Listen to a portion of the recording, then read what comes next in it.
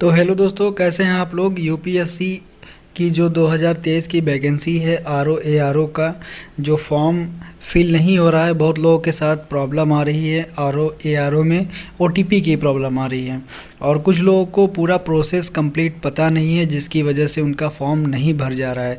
तो इस वीडियो में हम बात करने वाले हैं कंप्लीट प्रोसेस के बारे में। आपको लाइव दिखाऊंगा कि आरओ का फॉर्म कैसे आसानी से भरना है और जिसमें आपका ओटीपी भी आराम से आ जाएगा, कोई दिक्कत नहीं होगी आपको।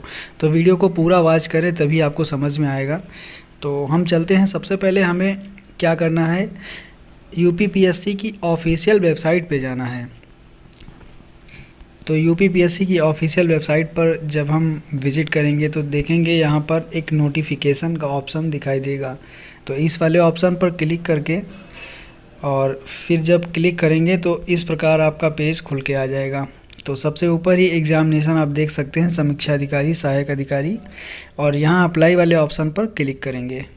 अप्लाई वाले ऑप्शन पर क्लिक करने के बाद आपको नीचे लिख के आएगा ऑथेंटिकेट विथ ओटीआर। तो मैं एक बात आपको क्लियर कर दूं कि ये जो फॉर्म है ये बिना ओटीआर के आपका नहीं भरा जाएगा। तो अगर अभी तक आपने ओटीआर रजिस्ट्रेशन नहीं किया है तो ओटीआर रजिस्ट्रेशन कर सकते हैं आप। इसी वेबसाइट से आपका ओटीआर रजिस्ट्रेशन हो जाएगा और उसमें भी बहुत सारी प्रॉब्लम आ रही हैं ओटीपी वगैरह की। तो उसके लिए मैंने एक वीडियो बना दी है, चैनल पर जाके आप देख सकते हैं। तो यहाँ पे आपको अपना ऑथेंटिकेट विथ ओटीआर पे क्लिक करना है और उसके बाद आपको ऐसा पेज आ जाएगा, ऑथेंटिकेट विथ ओटीआर सर्वर। तो इस वाले ऑप्शन पर क्लिक करेंगे, फिर अपना ओटीआर नंबर डालेंगे और ऑथेंटिकेट करेंगे। करने के बाद आपके पास दो ऑप्शन आएंगे, थ्रू ओटीपी या थ्रू पासवर्ड, यानी आप इसको कैसे करना चाह रहे हैं। तो अगर आपको ओटीआर का पासवर्ड याद है तो आप पासवर्ड के थ्रू भी कर सकते हैं या तो ओटीपी के थ्रू कर सकते हैं। तो इसमें आपको सारा कुछ फिल कर देना है।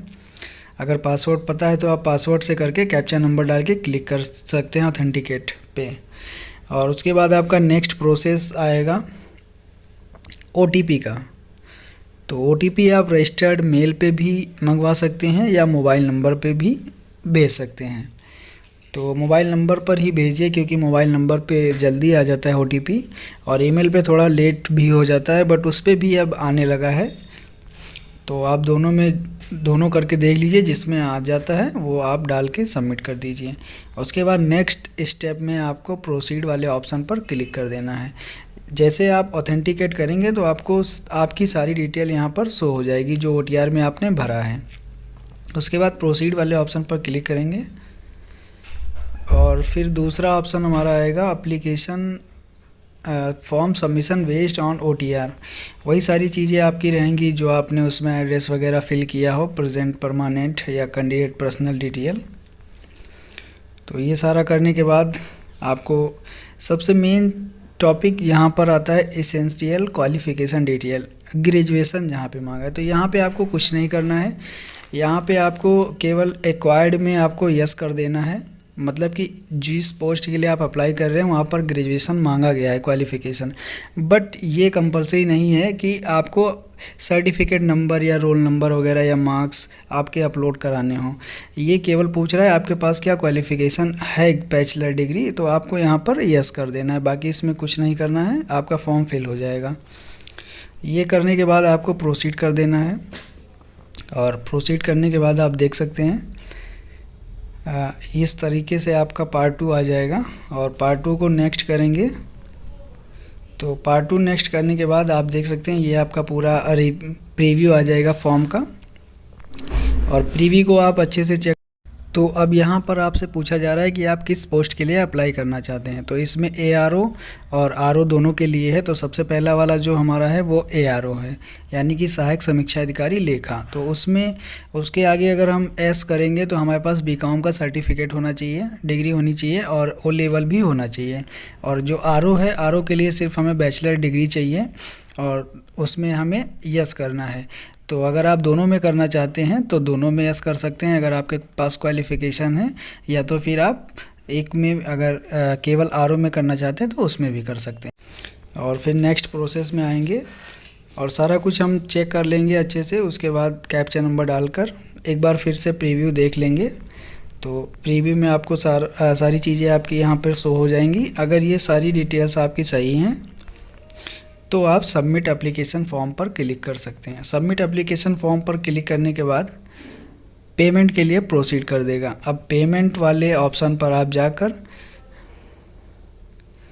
कई तरीके से आप पेमेंट कर सकते हैं, चाहे आप क्रेडिट कार्ड से या डेबिट कार्ड या यूपीआई से भी कर सकते हैं। बारकोड वगैरह सारे ऑप्शन उसमें ओपन होकर आता है। तो यहाँ से आपको पेमेंट कर देना है। पेमेंट करने के बाद सक्सेसफुल हो जाने के बाद पेमेंट स्लिप आपकी आ जाएगी और आपका जो फॉर्म है वो सक्सेसफुली सबमिट हो जाएगा। तो इस तरीके से कुछ आपका एप्लीकेशन फॉर्म आ जाएगा। आप यहाँ से प्रिंट एप्लीकेशन फॉर्म भी कर सकते हैं। और नीचे आपको ये चीज़ देखना ज़रूरी है, accepted application form has been provisionally accepted, मतलब कि आप पेमेंट करने के बाद अगर आपका फॉर्म सारा कुछ सही है तो वो एक्सेप्ट हो जाएगा। तो ये चीज़ आप ज़रूर देख लीजिएगा कि फॉर्म आपका एक्सेप्ट हुआ या नहीं हुआ। और उसके बाद आपका डैशबोर्ड खुल जाएगा यहाँ पर, और यहाँ पर आपका शो होने लगेगा किस मतलब कि आपने जो अप्लाई किया है, स्टेटस वगैरह यहाँ से चेक कर सकते हैं। अब अगर आपको इसका एग्ज़ामिनेशन वगैरह देखना है या एडमिट कार्ड जब भी आपको देखना है तो यहाँ पर आप लॉगिन करके यहीं से देख सकते हैं सारा कुछ।